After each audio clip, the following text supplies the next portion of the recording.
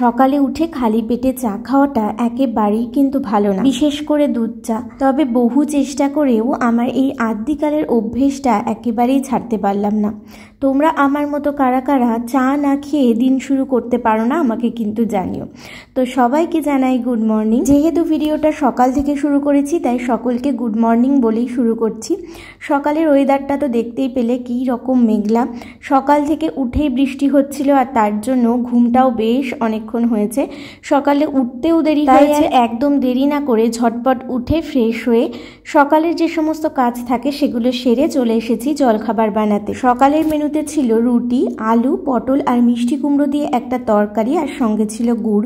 গুড়টা যদিও আমি খাই না, ওটা দীপ্তর জন্যই আমি প্লেটিংটা করেছিলাম। সেই জন্য ও যেহেতু গুড় ভালোবাসে, গুড় দিয়ে রুটি খেতে ভালোবাসে, তাই ওকে আমি একটু দিয়েছিলাম, কিন্তু আমি আর সেটা নিইনি।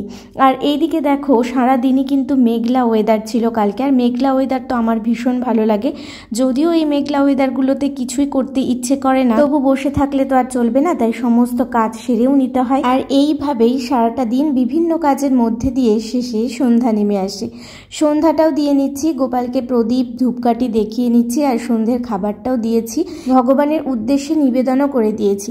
আজকে দুপুরের মেনুতে সেই রকম কিছু বানানো হয়নি, শুধু একটা তরকারি বানিয়েছিলাম, তো সেগুলো দিয়ে খাওয়া হয়েছে। আর এদিকে আমার জামা কাপড় কিছু, এগুলো আগেই কাচা হয়েছে, তবে ওইগুলোকে আর জায়গা মতো সরানো হয়নি, তাই ওগুলোকেও একটু ফোল্ড করে জায়গা মতো সরিয়ে দিলাম, কারণ খাটের ওপরে কয়েকদিন ধরে ওটা পড়ে আছে, তো ভালোও লাগছিল না দেখতে।